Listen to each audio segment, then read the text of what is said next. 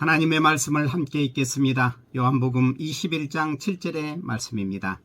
예수께서 사랑하시는 그 제자가 베드로에게 이르되 주님이시라 하니 시몬 베드로가 벗고 있다가 주님이라 하는 말을 듣고 겉옷을 두른 후에 바다로 뛰어 내리더라. 아멘.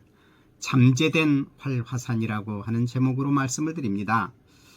봄이면 여러가지 꽃들이 피고 집니다. 산수유, 매화, 벚꽃 등 일찍 피는 꽃은 이미 다 졌습니다. 오늘 아침에 보니까 꽃이 진 매화나무에는 벌써 조그만 열매가 달려 있었습니다. 이 매실은 여름이 오기 전에 수확하게 될 것입니다. 그런데 아직도 겨울잠을 깨지 않은 나무도 있습니다. 게으르기 이를 데 없는 이 나무는 배롱나무입니다. 배롱나무는 아직도 겨울나무처럼 앙상한 가지의 상태로 서 있습니다. 그러나 이 배롱나무에도 곧 잎이 나올 것입니다. 그리고 한번 꽃을 피우면 석 달 열흘간이나 피워서 사람들은 이 꽃을 백일홍이라고 부릅니다. 담양의 명옥헌의 백일홍이 유명한데 이 꽃을 보기 위해서는 땀을 한 바가지나 흘릴 것을 감수해야만 합니다. 무더위가 기승을 부리는 여름날 백일홍이 핍니다. 누구도 막을 수 없는 열정으로 핍니다. 누가 그 나무를 향하여 게으르다, 늦다라고 책망할 수 있겠습니까? 꽃이 피는 시기가 다르듯 사람도 다 마찬가지입니다. 꽃이 피는 시기가 다른 것처럼 사람에게는 각자의 때가 있습니다. 중요한 것은 그 각 사람은 자기 안에 잠재력을 가져야만 한다는 것입니다. 석 달 열흘 동안 불태우는 백일홍처럼 때가 되면 그 가능성을 최대한 발휘하며 그 가치를 드러내야만 합니다. 각 사람에게는 하나님께서 맡기신 사명이 있습니다. 하나님께서 그를 통해 이루고자 하시는 비전이 있습니다. 이를 이룰 때가 옵니다. 그러면 그 일을 잘 감당해야만 합니다. 하나님은 전지전능하신 분이십니다. 인류 구원을 원하신다면 홀로 못하실 것이 무엇이 있겠습니까? 그런데 하나님께서는 이를 사람에게 맡기십니다. 그리고 참으로 천천히 일하십니다. 우리가 볼 때에 답답해 보일 정도입니다. 하나님께서는 인류의 시작부터 구원의 일을 해 오셨습니다. 그러나 구체적인 구원 역사의 시작은 아브라함으로부터 시작되었다라고 생각할 수 있습니다. 그렇다면 벌써 4,000년이 넘는 세월이 흘렀습니다. 사람들은 이런 하나님에 대하여 이해하지 못합니다. 사람들은 늘 조급합니다. 예수님 당시의 유다 사람들은 예수님에게 하늘로부터 오는 표적을 구하였습니다. 속히 메시아의 통치가 나타날 것을 고대했던 것이죠. 누가복음 19장에 보면 여리고 삭개오의 집에서 예수님께서 식사를 하실 때에 그 중에는 하나님의 나라가 당장에 나타날 것을 기대한 사람이 있었다는 것을 알 수 있습니다. 그러나 하나님께서는 사람들을 사용하십니다. 사람들이 각자에게 주어진 그 사명에 따라서 자기의 일을 감당하여 구원 역사를 펼쳐 나가기를 원하십니다. 예수님의 제자 베드로를 보시기 바랍니다. 베드로는 빌립보 가이사라에서 참으로 예수님에게 흡족한 신앙의 고백을 했습니다. 그러나 곧 예수님께서 자기의 순환과 죽음에 대하여 이야기하자 베드로는 이에 반대하고 나섰습니다. 그래서 예수님으로부터 큰 책망을 받았습니다. 그 후 감람산에서 예수님을 체포하러 온 대제사장의 종에게 칼을 휘둘렀습니다. 이렇게 이 베드로의 조급함이 드러나고 있는 것을 볼 수 있습니다. 왜 조급할까요? 대개는 준비되지 못한 자나 약한 자들이 이런 조급한 성향을 드러내는 것을 볼 수 있습니다. 베드로는 항상 말과 그 동작이 빨랐습니다. 남자다워 보이기도 하지만 이는 곧 약하다는 증거입니다. 예수님이 마지막 만찬을 나누시고 감람산으로 가시면서 이런 말씀을 하셨지요. 너희가 다 나를 버리리라. 이는 기록된 바 내가 목자를 지리니 양들이 흩어지리라 하였음이니라. 이때 베드로가 나서서 이렇게 말했습니다. 다 버릴지라도 나는 그리하지 않겠나이다. 그런 그가 예수님이 대제사장에게 잡혀서 신문을 받으실 때 3번이나 예수님을 부인하였습니다. 이런 베드로에게서 우리는 우리 자신을 발견합니다. 그리고 그에게 연민을 느낍니다. 곧 우리의 모습이기 때문입니다. 그가 3번째 예수님을 부인했을 때에 새벽닭이 울었습니다.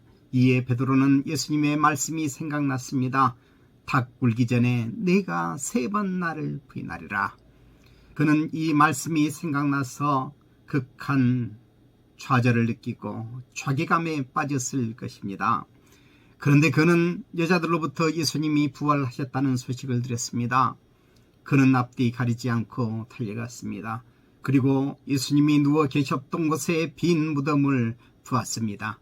안식 후 첫날 그와 제자들은 이 부활하신 예수님을 만났습니다. 예수님의 제자 도마는 이곳에 함께 있지 못하여 이를 의심했지만 예수님께서는 도마에게도 나타나 이를 증명해 주셨습니다. 이런 극적인 상황과 반전이 계속되어질 때에 베드로는 무엇을 느꼈을까요? 머리가 하얘지는 것을 느꼈을 것입니다. 자, 오늘 말씀은 요한복음입니다. 요한복음을 읽으면 20장에서 모든 이야기가 마무리되고 있다는 것을 느낍니다. 이 요한복음을 기록한 목적이 다 나옵니다. 그것은 예수님이 하나님의 아들 그리스도이심을 믿게 하려는 것입니다. 그리고 이 요한복음을 읽는 사람들이 예수님을 믿고 예수님의 이름을 힘입어 생명을 얻게 하려는 것입니다. 본문은 바로 그 후에 일어난 일입니다. 베드로, 토마, 나다나엘, 야고보, 요한 그리고 다른 제자 둘이 있는데 베드로는 나는 고기를 잡으러 가겠다 라고 했습니다.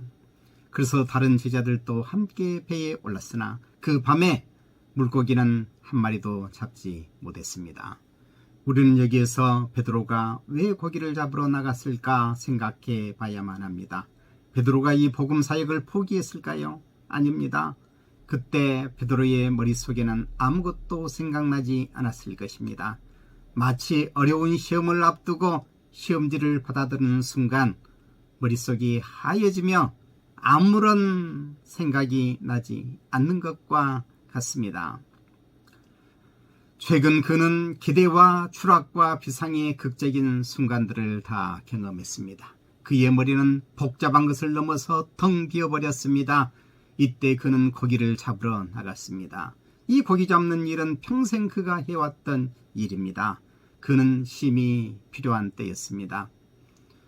쉰다는 것이 무엇일까요? 아무것도 안 하는 것이 쉬는 것은 아닙니다. 쉬는 것은 좋아하는 일을 하는 것입니다. 그리고 늘 해오던 것을 하는 것입니다. 이 베드로에게 있어서 고기를 많이 잡거나 잡지 못하거나 아무런 상관이 없습니다. 강태공이 낚싯대를 던져서 물고기를 잡거나 말거나 아무런 의미가 없습니다. 같은 낚싯대를 강에 던지고 있지만 각 사람마다 다른 것을 낚습니다. 어떤 사람은 물고기를 낚습니다. 어떤 사람은 세월을 낚습니다. 아이디어를 낚는 사람도 있고 사람을 낚는 사람도 있고 천하를 낚는 사람도 있습니다. 그날 베드로는 날이 새도록 물고기를 잡지 못했습니다. 그때 예수님께서 그에게 찾아오셨습니다. 그물을 오른편에 던지라 라고 말씀하십니다. 그래서 그 말씀에 순종하여 그물을 던졌더니 많은 물고기를 잡았습니다. 베드로는 이때 처음 부름받던 때를 떠올렸을 것입니다. 베드로는 요한이 주시다라는 말을 했을 때에 예의를 갖추어 겉옷을 걸치고 물로 뛰어들었습니다. 물 위로 걸었던 그 장면도 그에게 떠올랐겠지요. 다시 그는 처음으로 되돌아가고 있습니다. 그 이전 베드로는 맹목적 열정을 가지고 있었습니다. 그래서 모든 일에 앞장서 메시아의 통치라고 하는 목표만을 바라보고 있었습니다. 그러나 그것이 어떻게 이루어지는 것인지는 잘 알지 못했습니다. 이제 예수님의 죽음과 부활을 목격한 후 그는 그 이치를 깨닫게 되었습니다. 이제 그의 마음 안에는 잠재된 활화산이 준비되어 있었던 것입니다. 이런 그에게 예수님이 오셨습니다. 그리고 그 활화산이 곧 터져 나오게 되는 것입니다. 베드로는 옷을 걸치고 물로 뛰어들었습니다. 이제 베드로는 변화되어 주님이 다시 부르실 때를 기다려왔던 것입니다. 예수님은 베드로 안에 숨겨진 활화산을 잘 알고 계셨습니다. 터져야 하지만 아직은 잠재되어 있는 활화산입니다. 휴화산이 아니라 잠재된 활화산입니다. 언제고 이 화산은 다시 터지게 될 것입니다. 그러면 엄청난 폭발이 일어날 것입니다. 예수님은 베드로와 다른 제자들 안에 이 에너지를 준비하고 계셨습니다. 이 에너지의 점화가 일어나면 엄청난 폭발이 일어날 것입니다. 이제 제자들이 활동할 때가 다가왔습니다. 예수님은 베드로와 그 제자들의 마음 속에 있는 이 잠재된 활화산에 불을 붙이십니다. 백일홍이 석 달 열흘 붉은 꽃을 피우듯 이제 베드로와 제자들은 열정을 불태우게 될 것입니다. 그들이 가는 곳마다 복음의 폭발이 일어날 것입니다. 오늘날 그리스도인 대부분은 눈앞에 보이는 것에만 관심이 있습니다. 그 마음 안에 이 큰 에너지를 갖추지 못하고 있습니다. 이제 우리에게는 잠재된 활화산이 필요합니다. 큰 에너지가 필요합니다. 주님은 이것이 준비되기를 기다리고 계십니다.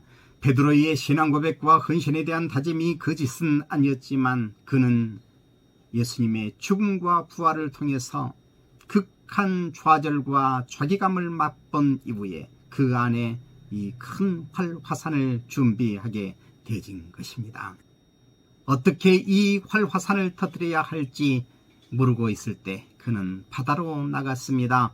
그리고 늘 해오던 일, 물고기를 잡았습니다.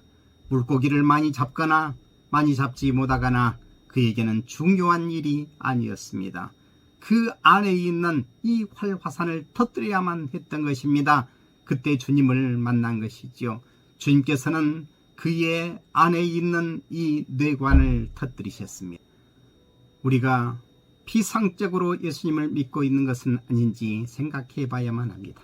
머릿속으로만 생각하는 그런 신앙은 아닌지 우리를 되돌아 봐야만 합니다. 우리는 이론적인 지식을 넘어 실제적인 영적 에너지, 잠재된 활화산을 우리 안에 준비해야만 합니다. 그래서 주님께서 맡기신 모든 일들을 잘 감당해야만 할 것입니다. 주님이 우리를 불러 쓰실 때가 있습니다. 만약 이것이 우리 안에 있다면 우리는 두려울 것이 없습니다. 우리는 매사 모든 일들에 성공할 것입니다. 그 나라에 이르기까지 우리는 승리하며 살 것입니다. 우리 모든 성도들은 마음속에 잠재된 활화산과 같은 에너지를 갖추어서 주님께서 맡기신 모든 일들을 잘 감당하며 살 수 있기를 바랍니다. 기도하겠습니다. 거룩하시고 자비로우신 우리 하나님 아버지 감사합니다. 우리에게 은혜의 말씀을 허락하여 주시니 감사합니다. 고난주간을 지내고 또 부활주의를 지내면서 늘 있어왔던 절기로 피상적으로 우리가 신앙생활을 하고 있지 않은가 생각해 봅니다. 우리를 불쌍히 여겨주시옵기를 바라옵고 원합니다. 주님의 그 죽으심과 부활이 우리 안에 큰 에너지로 준비되기를 원하옵고 기도합니다. 아버지 하나님, 우리의 신앙이 너무 미약합니다. 우리 안에 에너지를 심어주시옵기를 바라옵고 원합니다. 잠재된 활화산과 같이 우리 안에 이 에너지가 있기를 원하옵고 기도합니다. 주님이 부르실 때에 아멘 하고 나가 주님의 일들을 감당할 수 있게 되기를 원하옵고 기도합니다. 우리 앞에 놓여 있는 현실 속에서 뒤로 물러가지 아니하고 나아가 참으로 열정적으로 일할 수 있는 주님의 백성들이 되게 하여 주옵소서. 예수님의 이름으로 기도드리옵나이다. 아멘.